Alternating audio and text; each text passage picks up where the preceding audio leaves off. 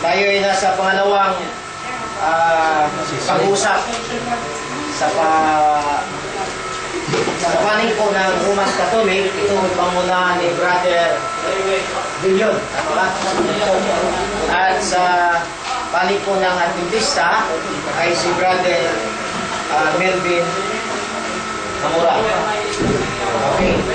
So, ang topic po mga kapatid ay Wednesday is the Sabbath day for human being, Sunday or Saturday.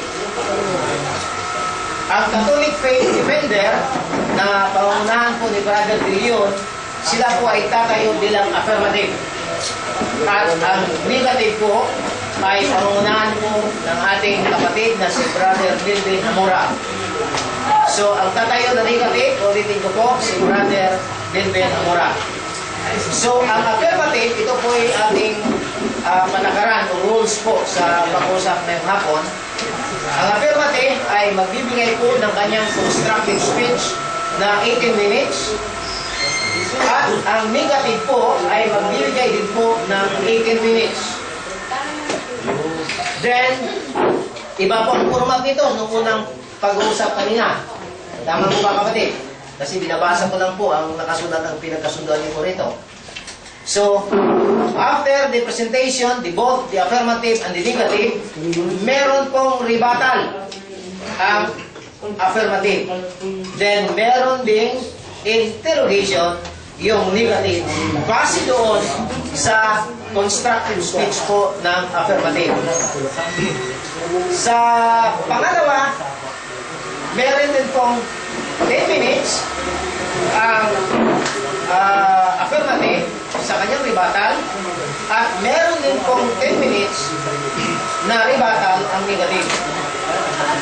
At ang kanilang pangatlong tayo, yung conclusion, ay meron pong 7 minutes ang affirmative at ang negative ay meron din pong 7 minutes.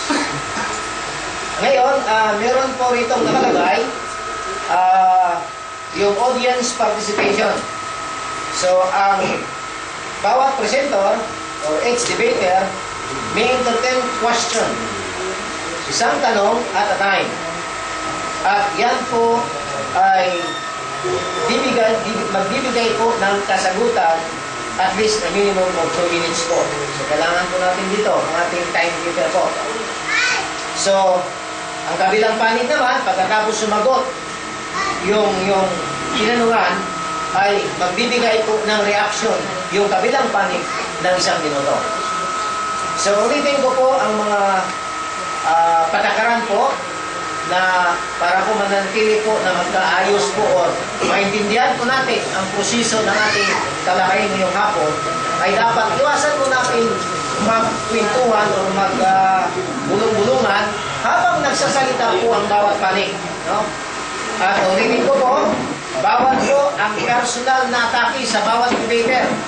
Dapat, kung meron siyang ibibigay na argumento, ay dapat lang ay hindi po personal na atake po. Igalang po ang bawat isa at huwag hayaang maiba ang dangal o boring ng bawat isa. Ang presentasyon po ay dapat naayon sa paksa at hindi po sa ibang paksa. At pwede po siyang sitahin ng ating moderator. Ang tanong ay dapat sang-ayon sa premisa, hindi present ng debater upang hindi po umayo sa paksa. Kaya ang masagot at huwag sumabay sa pagsalita kapag sumasagot ang isang debater sa ilalim po ng ating tinatawag ng interrogation o cross-examination. So, mga kaibigan, ngayong hapon, ulitin ko po, manatili po tayong magiging professional na makikinig sa ating dalawang tagapagsalita. Panatilihin po natin na magiging ito'y isang entertained dialogue. No? Wala po panalo or talo po rito. Alalahanin po natin ang Diyos po ang panalo. Okay po? So, bago tayo mag-umpisa, nahiling ko po ang yes? Ano, Director, pakibasa nga po yung kay ano? Ang title po, which Which day is the Sabbath day for human being? Sunday or Saturday? Hindi ba, clarification lang po sa ano ha? Okay. Kasi ang ano po na, ang tanong po ay which day? Hindi po ba bagay na, kasi parang ang tayo po niya ay neutral, walang affirmative at saka walang negative. Kasi Okay. walang tayo ang isa eh. Nandun na nga yung Sunday tsaka Saturday. Pero wala po tayo. Kung sinong ano. Which Ano po is yan? Sabbath day. Kung bakit po ganyan yung instruction niya, kasi hindi po namin gusto maging masyadong technical. Yun. Ito po kasi ay pag-aaral, kaya nagkakasundo po kami ron. Okay, pinagkasunduan ng dalawang panig yung topic na ito. So dapat the result of the Sabbath day for human being is Saturday or Sunday. Dapat. So since ito po ay pinagkasunduan, okay lang po sa mga panig. So, okay na sa inyo ang topic na ito. Okay. So, unang magsalita, yung affirmative, yung Catholic Faith Defender. Bakit mo nanginig po ang pangalan dito, brother? Ako yung may-ari ng Manila Street sa Cebu. Joke. Aligaya pa rin. Hindi. Ano? Billion o Lecture Manila. Melchor. So, mali ito Joke lang billion. yan. Kapilito ko lang. Okay. So, si brother Melchor. So, yung isa naman ay si brother Melvin. So, pakinggan po natin. Bago tayo mag-umpisa, hilingin po natin si brother Sam. Mag-pray muna tayo, kapatid. Mag-pray muna tayo, kapatid. Tayo po yung manalay, tayo po tayo lahat. Kabilang Diyos, makapangyarihan sa lahat. Muli namin kayong inanyayahan, Panginoon, na sa amin pong pagpapalakayan sa pamamagitan ng iyong mga banal na salita ay ipaunawan niyo sa aming dakilang Diyos ang lubos na katotohanan. Alam namin, Panginoon, na kayo ay patuloy na nagsusugo ng iyong banal na Espiritu upang aninaw sa amin ng lubos ang iyong banal na salita. Sa bawat isa, alam namin, Panginoon, na nananabig na matutunan ang lahat ng ito. Kaya dakilang Diyos, maaari po ba nabuksan ninyo ang aming mga puso at isipan, higit sa lahat, na kayo ang kumatok dito upang patuloy na ito ay aming mabuksan at kayo mapapasok namin. Salamat o Diyos, na sa bawat palitan ng mga puro-puro ay maghari nawa ang katotohanan sa bawat isa. Salamat o Diyos sa inyong pagdilis sa aming panalangin sa pangalan. Amen. Sino po? Thank you, brother. 18 minutes, brother.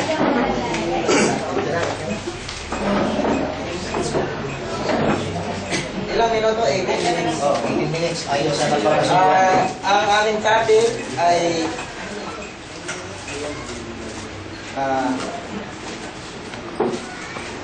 which day is the Sabbath day for human being, Sunday or Saturday? Praise God. Hallelujah. So bilang Kristiyanong mga Katoliko o yung iba bang mga Kristiyanong Protestant, according to the early Christian, ang mga apostoles, doon na tayo nag-umpisa na sila na mamahinga, mangaral, at magturo. Na itong Sunday na to na ginagamit namin, hindi ibig sabihin to na pinalitan na namin. Diba? Kumbaga ano pinagdiriwang namin ang Sunday, gaya lang namin dito sa aming katisismo, pero kami katisismo, ito na lang, babasahin ko. Sabi dito sa aming katisismo katoliko, sabi ito, ang linggo ng pagkabuhay ang bagong Sabat. Ibig sa Katolik, sa aming baborto. Isang bagong pananaw ang nadagdag sa pagkunawa sa Sabat. Ayan ang aming main definition ha. Pagkatapos ng maluwalhating pagkabuhay na maguli ni Kristo at pagbibigay liwanag na dulot ng pagbaba ng Espiritu Santo. So pinagdiriwang namin ang Sunday for the resurrection of our Lord Jesus Christ and the descent of the Holy Spirit in Sunday. Yon. Hindi namin pinagdiriwang ang mga Sabat ng mga Jews. Balik nag-format ang early Christian na kami ay nagtitipon na o nagsisimba na during that time, according to the early Christian and the history. Tutuloy ka po. Kaya namin inulit ko ha, dahil sa resurrection of our Lord Jesus Christ at dahil sa pagbaba ng banal na Espiritu, doon namin sinicelebrate ang aming Sunday. Okay, malinaw. Sabi pa rito, ulitin ko ulit, medyo sa pagkabuhay na mabuli ni Kristo at ng pagbibigay liwanag na dulot ng pagbaba ng Espiritu Santo. Sabi na sinulat sa sulat ni Ignacio ng Antioch. Who is Ignacio Antioch? He is the Bishop of Antioch at the early church Christian. Sabi niya rito, nabigyan, di ba, sa Antioquia ang unang tinawag na Kristiyano. Nasa Bible yan, hindi natin pwedeng i-deny yan. Sabi dito, sulat ni San Ignacio ng Antioquia, he is a bishop of Antioch. Sabi rito, nabigyan ng bagong pag-asa, sa akin yata rin, sabi ko nga, papatayin ko muna. Ay, silent na. Papatay-stop muna. Importante Okay. Wala, i-off na eh. Iano ko na lang siguro, isasayin ko na lang. Emergency, Hindi ka ng asawa ko to. Hanapin lang siguro yung asawa ko.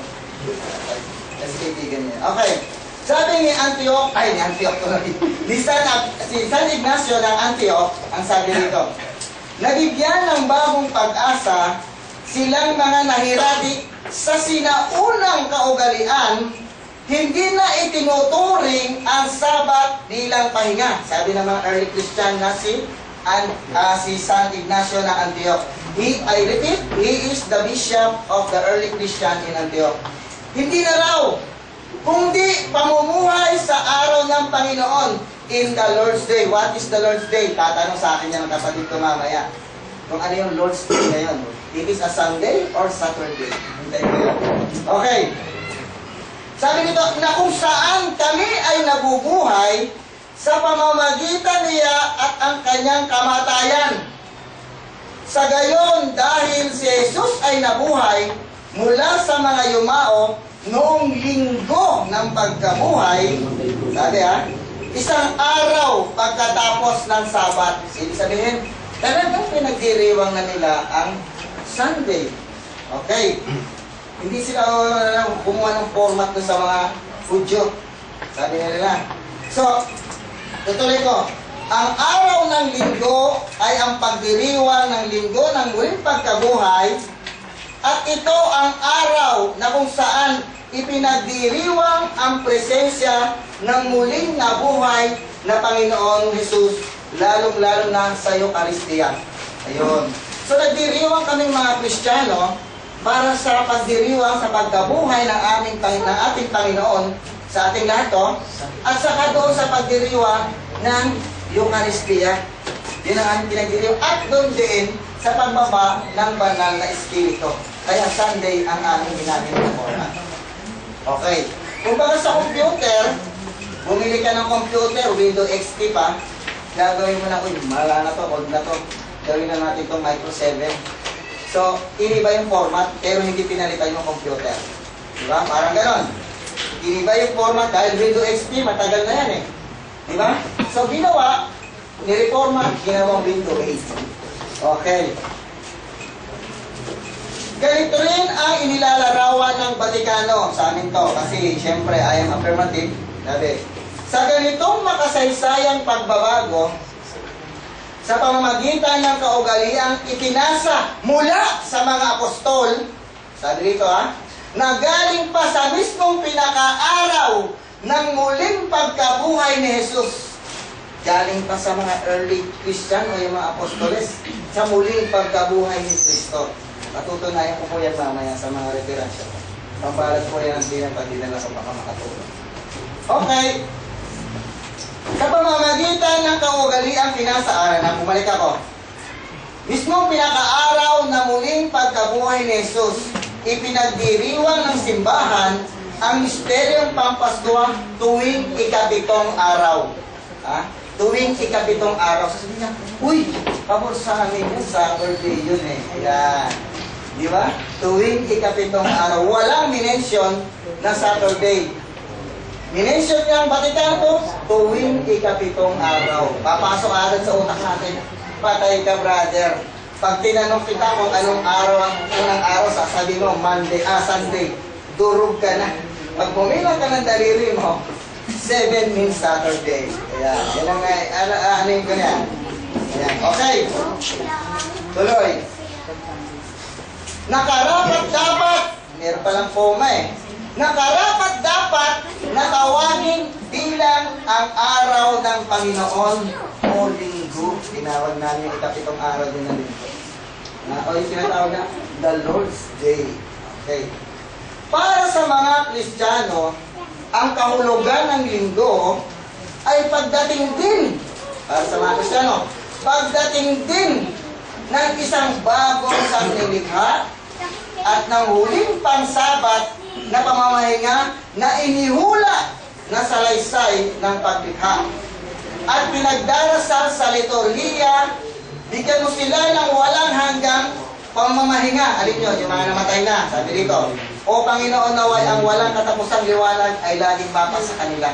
Yung mga namahinga ng mga kapatid natin, mga Kristiyano, meron din silang mga sabat. Kasi namatay na ng katawan nila. Ba't ang spirito nila buhay? Kasama ng Diyos na namamahinga lang. Pero walang sinabi kung Saturday or Sunday. Basta bigyan mo sila ng walang hanggang kapahingahan. Iba ang sabat ng Diyos sa sabat natin, ha? Okay. Ang simbahan at ang araw ng Panginoon, the Church and the Lord's Day. Okay. Bilang kaanib ng bagong bayan ng Diyos, yung mga church, ang simbahan may tungkulin tayong sumamba ng sama-sama sa Katolik to. Bilang isang bayan na pinamumunuan ng Kristiyano at upang mapalalim ang ating ugnayan sa Diyos. Sabi dito, merong footnote, kinuha sa 1 Pedro chapter 1 verse 3. Sa araw na ito ng linggo, nakatakdang magsama-sama ang mananampalataya kay Kristo sa iisang lugar. Sa araw daw ng linggo, titingnan natin kung totoo yung sinasabi nitong katekista na to. Katekism ng Pilipino. Sa araw daw ng linggo, nakatakdang magsama-sama ang mga mananampalataya, senyasan mo ko kay Kristo sa iisang lugar. Dapat silang makinig sa salita ng Diyos at makinabang sa Eucharistia, yung sa amin, yung mass namin, yung daily breaking of the bread, yung pagtira-piraso ng tinapay. Sa gayon, inaalala ang pagpapakasakit, yung pasyon, muling pagkabuhay at kaluwalhatian ng ating Panginoong Hesus at nagbibigay pasasalamat sa Diyos sa laki ng habag niya sa atin.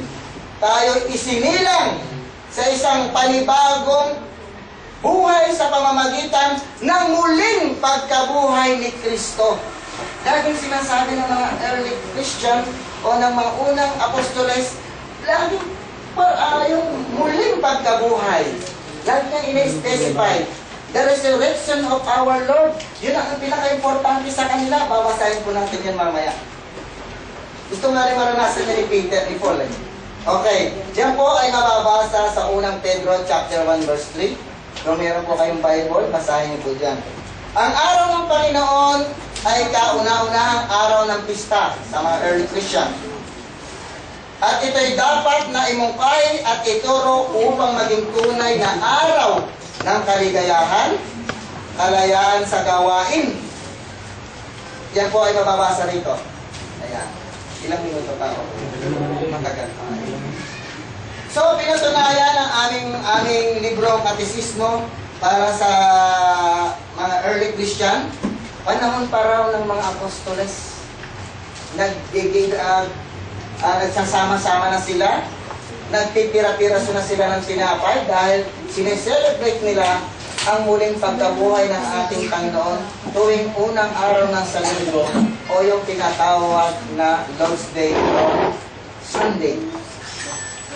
Pamasahin ko po yan kung nagsisinungaling po ang ating binasa sa amin dahil Brad, pabor yan sa'yo dahil yan ay Catechism of the Catholic Filipino. Pakibasa naman sa Bible mo, Brad. Sa Acts chapter 20 verse 8. Verse 7. Acts chapter 20 verse 7. Ang sabi dito. Basahin mo. At ng unang araw ng Sanlinggo, nang kami ng kakapisan upang magpuputulin ang tinapay. Si Pablo ay nangaral sa kanila na nag-aakalang umalis sa kinabukasan at tumagal ang kanyang pananalita hanggang sa hating gabi. Okay. On the first day of the week, sabi niya, kami ay nagkakasama-sama at nagtitipon para sa pagpira-piraso ng tinapay. Walang contradiction. Okay? So, marami pa ako isasalaysay mamaya. Pero binibigyan ko ng diin bilang isang Kristiyanong Katoliko. Sunday, dahil nun, marami akong mga early Christian father, mga sinaunang mga history na tao na sumulat. Pati yung sinasabi rin ng mga Seventh-day Adventists. Nakasulat dito, kinuha ko po ito sa Wikipedia, Encyclopedia. Kung gusto nyo po, bibigay ko po mamaya kung anong i-click. Nakasabihin nyo ay ako'y nag-doktor. So, hindi pa ako doktor. Teacher po. So, ito po ay kinuha ko doon. Dahil kami ay mayroong kalayaan ni brother, kung ano talaga ang dapat namin paniwalaan. Ito ay friendly, hindi ko awayan ng Kristiyanong Seventh-day Adventist at Kristiyanong Katoliko na Sabat. Ito po ay isang respetuhan ng pananampalataya at paniniwala ng bawat isa. Nandito po ako hindi para sabi ko sa inyo na mali kayo, kami ang tama. No. Nandito kami to prove sa amin na in the early Christian that the apostles and the converted Jews and Gentiles, nagkakaroon na sila ng gathering during the first day of the week. Ayan po. So, napakaganda ng aming talakayan dahil hindi ko kinakondina yung pananampalataya nyo bilang mamamahinga ng Sabado. Sabi nga, kung saan ka masaya, ay ito ka. Di ba? Wala naman tayo muna. Susuportahan kita. Ito po ay paliwanagan. Hindi po ibig sabihin na kapag tumayo kami dito, mas magaling ako sa kanya o mas magaling siya sa akin. Hindi po. Ito po ay interfaith dialogue. Gaya ng sinabi ng aming leader sa Rome, na kinakailangan nyo sa Vaticano Concilio to, kinakailangan nyo makipag-usap sa mga kapatid ninyong Kristiyano sa iba-ibang sekta, lalo-lalo na sa mga Muslim, sa Sabatista, sa mga Saksi ni Jehovah, at kung ano-ano pa. Yung tinatawag namin ecumenical. Di ba? Okay. So, napakaganda ng ating topics. Hindi dahil sa kami nagpapagalingan, kundi upang sabihin namin at kami magtayo ng isang argumento na hindi ibig sabihin na ang argumento ko ay mali, hindi ibig sabihin na ang argumento ni Brother Melvin, aking kaibigan na nakilala ko sa Luneta, ay mali din at ako ang mali, siya ang tama, ako rin ang mali. Diba? Nagkita kami niyan. Nagkita kami doon yan. Kaya ako nakarating dito dahil sa imbitasyon yan. Actually, pangatlong pagbabalik na namin to. Unang-una doon kami sa area A, 2 beses. Then sumunod dito. So napakaganda ng ating tatalakayin ngayon. Hindi pa ako muna magbibigay. Ito po ay pamamahayag lamang. Hindi ko kayo ini-encourage na sabihin nyo na mali ako, o tama ako, o kayo ang tama. Hindi po. Ito po ay bibigyan din namin kung bakit kaming mga Kristiyanong Katoliko ay nagsasabat o nagwo-worship o sumasamba tuwing araw ng Sunday, at siya bibigyan niya ng diin kung bakit ang mga Seventh-day Adventists ay Sabado. Okay. Titignan din natin ang mga nakaraang mga history o yung mga sinaunang panahon kung ano ba talaga ang kanilang pinagdiriwang. Araw ba ng Sabado o araw ba ng Linggo? Kaya nung sinabi ko dito, dahil sabi ko nga, ito ay pabor sa amin dahil itong catechism namin ay sa amin po ito. Alam kong gagamit din siya ng mga sulat ni Father Gibbons. Yan, gagamit siya rin, mga pasyon. Babasa rin niya ng pasyon yan. Ina-expect ko na yun. Babasa niya ng pasyon. At babasa rin na ng mga reference na siya hindi mismo nagsasabi. But, ang magiging problema namin doon, yung tinatawag na private interpretation. Ayun, di ba? Doon kami magkakaroon ng problema. Binabasa niya yun, doon lang kami magkakaroon ng kaibahan doon sa tinatawag nating private interpretation. Sarili mong pangunawa. Di ba? Kung yun ang pangunawa mo, okay. Pero sasagutin din po namin kung ano po yung nilalaman ng mga gagamitin niyang argumento para sabihin na gibain. Ayan. Gibain ang argumento ko bilang Sunday kicker. Pero hindi ko naman sasabihin gigibain ko rin yung Saturday niya. Because bibigyan din ko ang Sunday ay ginaganap ng araw ng pagsamba, araw ng pagtitipon, at ginamit na rin. Kumbaga ni-reformat na rin bilang araw ng pamamayan mo. Kuya? Okay, 1 minuto pa. So siguro ito po ay hindi magiging mainitan, gaya kanina na nangyari na doon sa pagkain. Balik-balik lang tayo, broma, akatarto na yan. Bahala kayo kung ano ang gusto nyo ron. Wala pati karton, makain na natin. Ha? Okay. So, nandito tayo bilang isang magkakaibigan, bilang isang magkakapatid na Kristiyano, magpapaliwanagan. Kung tayo nagkakaroon naman ng konting initan, dahil lang po yun sa, siyempre, dahil mainit ang panahon ngayon, sumasabay lang doon. Pero pag nakain ng tubig, lalamig lang. Yun lang ang paborito po natin ang Panginoon. Okay. Okay na. Negative speaker po, 18 minutes, constructive speech. Start na po. Okay, so muli po mga kapatid ay isang magandang hapon po. Gaya po ng nasabi ni Brother Melchor, ito po ay halos pangatlong pagkakataon namin pagkaharap.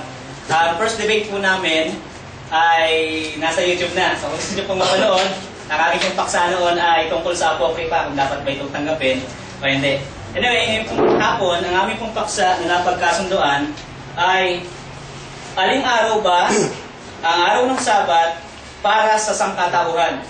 Linggo ba o Sabado? Sa kanya pong presenta ngayon pong hapon ay hindi ko po muna yung papakialaman. Mamaya, sa akin pong rebuttal, doon ko po siya papakialaman upang nasa ganun sa hapong ito ay mapakinggan niyo po kung ano ba yung araw ng Sabat na binabanggit sa Bible. Nga lang, kung hindi niya ito gigibain, gaya ng kanyang nasabi, mananatili po itong nakatayo. Ano po? Kaya required na matutulan ang bagay na ito. Unang punto po, meron po akong 3 punto na gusto po nating talakayin ngayong hapon. Ang una ay biblical evidences. Ano ba yung sinasabi ng Biblia patungkol sa Sabat? Pangalawa ay yun pong tinatawag kong Catholic Church affirmation of Saturday as the Sabbath day. At yung pong pangatlo ay yung affirmation naman ng other denomination na ang Saturday ay Sabado. So ito po ang una. Ang una po, sa Biblia, marami po tayong talata na makikita na binabanggit po halimbawa sa Genesis chapter 1 at chapter 2, verse 1 hanggang 3, na yung ikapitong araw ay itinangi ng Diyos. Sa madaling salita, ang ikapitong araw ay pinagpahinga ng Diyos, kanyang pinakabanal at ipinangilin. Yan po ay makikita natin sa Genesis chapter 2, verse 1 hanggang 3. So meron pong 3 formula na makikita tayo na hindi ginawa sa first day. Ano yun? God rested on the 7th day. Pangalawa, God blessed the 7th day. Pangatlo, God sanctified the 7th day nung creation. Ngayon, sa Exodus po, chapter 20, verse 8, hanggang 11 po ito, ang sabi ng Bible, alalahanin mo ang araw ng Sabat upang ipangilin o ingatang banal. Ito po yung gusto kong pansinin natin na nasa verse 9 hanggang 10. 6 na araw na gagawa ka at iyong gagawin ang lahat ng iyong gawain. Take note, merong 6 days na binibigay sa tao upang magtrabaho. Ngunit, ang ikapitong araw ay Sabat sa Panginoon mong Diyos. Ito po ang malinaw. Sabi sa Bible, ang ikapitong araw ay Sabat sa Panginoon mong Diyos. Ano ang araw ng Sabat sa ngayon sa Biblia? Unang araw o ikapito? Ikapitong araw. At kagandahan po niyan, meron tayong kalendaryo dito, malinaw naman kung ano yung ikapitong araw. Hindi lang po natatapusin dyan. Gusto ko pong ipunto na yung binigay ang utos sa Exodus chapter 20, ang pattern nito ay yung nasa Genesis na ikapitong araw. Paano po natin nasabi? Sapagkat sa verse 11, Sapagkat sa 6 na araw ay ginawa ng Panginoon ang langit at ang lupa, ang dagat at lahat ng nangaroon at nagpahinga sa 7 araw. Na ano pa't pinagpala ng Panginoon ang araw ng Sabat at pinakabanal. Sa madaling salita, yung pattern sa Genesis 2 ay yung kung pinagugutan ng Exodus chapter 20 na yung creational Sabat. Ano po? So, malinaw po sa atin, sangayon sa Biblia, ang Sabat ay ang 7 araw. At kung titignan nga po natin sa ilang pong mga dictionary, gaya po ni Merriam at Webster, makikita natin na Saturday, the 7th day of the week. Yun po ang sabi. Ang sabi ng Bible, 7th day of the week is Sabat. Meron pong ilang mga dictionary na ang sabi ay Sunday is the first day. Nga lang, meron po siyang kasunod na Sabbath for Christian. Pero ito po yung gusto kong idehin. Ang Bible nagbigay ng definition na ang Sabbath, 7th day. So, mas authority pa rin yung Bible kaysa sa mga dictionary. Ang gusto ko pong ipunto rito, ang binabanggit ng dictionary, ang 7th day, Saturday. Ang Sunday, first day. Ano po? Ngayon, meron po tayong makikita sa Bible na nagpapatunay pa na ang Sabat ay ang Saturday na atin pong kinikilala ngayon. Luke chapter 23, verse 54, 24, verse 1. Ito po ang sabi sa Good News Bible. It was Friday. Take note. It was Friday. And the Sabbath was about to begin. Anong araw ang pagkatapos ng Friday? Sunday? Hindi. Saturday. Bakit? Sapagkat ang sabi, it was Friday and the Sabbath was about to begin. Sa 24 verse 1, kung ating pong babasahin, after ng Sabbath, sabi sa dito, on the Sabbath they rested as the law commanded. Very early on Sunday morning. Sa madaling salita, ang Sabbath ay nasa pagitan ng Friday at ng Sunday. Contemporary English version, sabi, it was Friday and the Sabbath was about to begin. Pareho rin ng Good News Bible. Sa God's Word translation, it was Friday and the day of worship was just beginning. So, ibig sabihin, bagamat yung salita rito ay hindi ginamit ang Sabat, pinapakita sa atin na after ng Friday, day of worship, which is Sabat. Tapos ng Sabat, Sunday. So, sa madaling salita po, sangayon sa Biblia, ang 7 araw na siyang Sabado ay ang siyang araw ng Sabat. So, meron po tayong malinaw na pundasyon sa Biblia na pinapakilala sa atin na ang araw ng Sabat ay ang Sabado na pinapangilin ng mga Seventh-day Adventists. 5 reasons kung bakit ang Sabat ay hindi lamang sa mga Hudyo. Kasi yung gagamitin na argument sa atin ang Sabat para sa mga Hudyo Exodus chapter 31, Exodus chapter 30, nasabihin sa mga Hudyo. Pero gusto ko pong linawin, una, Adam and Eve were not Jewish. Si Adan at si Eva, hindi Hudyo. Take note, sabi ng Genesis chapter 2 verse 1 to 3, God blessed the seventh day and sanctified it. Kanyang pinakabanal. Kodesh. Tama ba? Sa Hebrew, ibig sabihin, set apart for holy use. So, sino yung unang tao na nakapagngili nito kasama ng Diyos? Si Eva at si Adan. So, sa makatuwid, hindi ito para sa mga Hudyo lang. Bakit? Sapagkat si Eva at Adan ay hindi Hudyo. Pangalawa, 7th day Sabbath, ay, ang 7 araw ay tinawag na Sabbath of the Lord. Kung tatanungin sa atin, saan mo mababasa mamaya? Ano po? Sabi ng Bible, ang Sabbath ay Sabbath of the Lord. Hindi sinabing Sabbath of the Jew. May nabasa ba tayo ganun sa Genesis, sa Exodus kanina? Wala. So, ibig sabihin, ang Sabbath ay sa Panginoon, hindi sa mga Hudyo. Kaya kapag binigyan ka ng Diyos ng araw na dapat mo ipangilin, yung Sabbath niya. Ano po? Pangatlo, maging ang mga hintil sa Acts chapter 13, nangilin din po ng Sabat. So hindi lamang limitado sa mga Hudyo. Ano pa? Pang-apat, ang mga taga-ibang lupa nangingilin din po ng Sabat.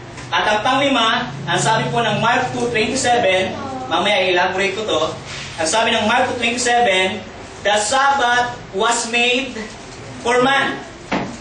Hindi sinabing the Sabbath was made by man. Pag sinabing by man, tao gumawa. Pero ang sabi nito, the Sabbath was made for man. Kung iniisip ninyo na kayo po ay tao, di para sa inyo po ang Sabat. Kung hindi nyo tatanggapin, huwag naman sana, hindi nga para sa inyo. Ano po? So sabi ng Bible, ang Sabat ay ginawa para sa tao. Okay. Ngayon, dako po tayo sa pangalawang major argument ko. Catholic Church affirmation of Saturday. Alam niyo po, yung ginagawa po kanina sasabihin, ay alam ko na yan, babasa sa Pasyon, babasa kay Cardinal Gibbon, pinapalabas ng noon na para pahinain yung argument kapag inilabas mo na. Yun po yung pinakapunto noon, pero hindi po ganon. Sapagkat kahit sabihin niya yun, once na i-present natin to, hindi ito matututunan. Number one, ang sabi po sa Pasyong Mahal, meron akong dalang pasyon eh. Sabi sa Pasyong Mahal, page 5, ay ganito po. Kung kayo po'y pamilyar, sa Pasyong Mahal, ito po ang sabi. Ito po'y patungkol sa Genesis. Sabi ay ganito. At sa Genesis na libro, nalalaman ay ganito, nang lalangin itong mundo nitong Diyos na totoo, kaarawan ng Domingo. Linggo yun. Tinutuot siniyasat ng Santa Iglesia nila ang sa Genesis na sulat.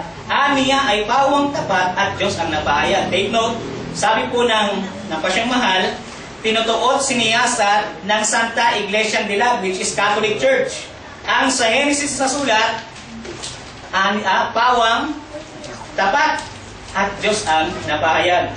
6 na araw ay bago nangyari itong mundo. 10 nang gawin ng tao, nagtahan sa ikapito. Itong Diyos na totoo, ito'y pasunod sa atin ng Diyos na mawain at kaya ipinagbilin na talimahin at sundin. Ang Sabado'y ipangilin. Ang sabi ng Biblia, ang sabi po ng Pasyon, ang Sabado'y ipangilin. Take note, kung ito po ay para sa mga Hudyo, bakit sinasabi dito na ito'y pasunod sa atin? Dapat ang sabi, ito'y pasunod sa mga Hudyo. Hindi po eh. Ang Sabado'y ipangilin. Bakit ang Pasyon, bakit ang Pasyon, Saturday, bakit hindi Sunday? Next, kay Reverend Dr. Butler's Catechism, ito po ay revised ni Reverend Dr. Butler's, page 57, meron pong question sa kanya. Question, what day was the Sabbath? Ang sagot niya, Saturday. Hindi niya sinabing Sunday. Question, who changed it? Sabi niya kanina, early Christian eh. Pero sabi dito ni Dr. Butler's, the Catholic Church. Catholic Church pala ang nagbago. Sa kanila naman pong catechism, kay Peter German, The Convert's Catechism of the Catholic Doctrine, page 50, 3rd edition, 1957, ito po ang sabi. Question, which is the Sabbath day? Answer, Saturday is the Sabbath day. Question, why do we observe Sunday instead of Saturday? Answer, we observe Sunday instead of Saturday because the Catholic Church in the Council of Laodicea, AD 346, transferred the solemnity from Saturday to Sunday. Hindi pala galing sa Biblia yun eh. Kundi galing sa Catholic Church, yung pangingilin ng Sunday. Ito po yung ibang mga tinanggap o pag-amin ng mga Catholic. Alam niyo po, gusto kong linawin, yung akin pong binabasa ay authority nila. Ano po? Hindi po ito basta-basta lamang na isinulat at ibinigay. Ang sabi po sa Catholic Virginia, October 3, 1947, page 9, article, to tell you the truth, ito po ang sabi. For example, ito po ang sabi nila, nowhere in the Bible do we find that Christ or the apostles ordered that the Sabbath change from Saturday to Sunday. Iba po sa ating narinig kanina. Kasi sabi kanina, mga apostol daw, nilipat na. Pero ang sabi dito, Catholic Virginia, wala kay Kristo o sa mga apostol ang nagsasabi na ang Sabat ay nilipat na mula Sabado tungo sa Linggo. We have the commandment of God given to Moses to keep holy the Sabbath. Ang sabi ng Catholic Virginia, we have the commandment of God given to Moses to keep holy the Sabbath day. That is the 7th day of the week, Saturday. Today, most Christians keep Sunday because it has been revealed to us by the Roman Catholic Church outside the Bible. Ano po? Sa inyo sa mga 5 minutes na? Okay, so mabilis pa yung oras. Ito pang sabi. Ito naman sabi ni Cardinal Gibbons, yung kanya po sinasabi kanina. Sabi ni Cardinal Gibbons, is not every Christian obliged to sanctify Sunday and to abstain on that day from unnecessary servile work? Is not the observance of this law among the most prominent of our sacred duties? But you may read, sabi ni Cardinal Gibbons, you may read the Bible from Genesis to Revelation and you will not find a single line authorizing the sanctification of Sunday. The Scriptures enforce the religious observance of Saturday, a day which we never sanctified. Ano po? Sabi ni Cardinal Gibbons, dapat pala nating pangilin Saturday. Nga lang, siya'y aminado na hindi nila ito sinantified. Martin L. Scott thinks Catholics are asked about. Ito yung kay Martin L. Scott. Nowhere in the Bible is it stated that worship should be changed from Saturday to Sunday. Now the church instituted by God's authority Sunday as the day of worship. The same church by the same divine authority. So aminado rin po si Martin L. Scott. Remind mo over pag 2 minutes. Sabi pa rito ni John Locke's A Course in Religion for Catholic High School and Academics, Volume 1, page 51, sabi, if we consulted the Bible only, sabi niyo, kung kukonsultahin natin ang Bible lamang, we should still have to keep holy the Sabbath. Kung Bible lang pala, Sabbath, that is Saturday. Sangayon po kay John Locke. Ano po? Ano pa? Mamaya po kay Father Enright, babasahin din po natin. Si Father Enright, nag-alok ng $1,000 kung sino man ang makakapagpatunay na ang Sabbath ay Sunday. Pero wala po siyang nabigyan ng 1,000 sapagkat walang nakapagpatupad o walang nakapagpatunay. So, lumalabas po mga kapatid mula sa Biblia at mula rin sa kanila pong mga authority ay hindi pala ipinangingilin ang araw ng Sunday bilang Sabat. Bagkos, ayon sa kanilang mga authority na kinukot ko lang, yun pala ay ipinapangilin o ginagamit ng mga Catholic outside the Bible. So sa madaling salita, wala sa Biblia.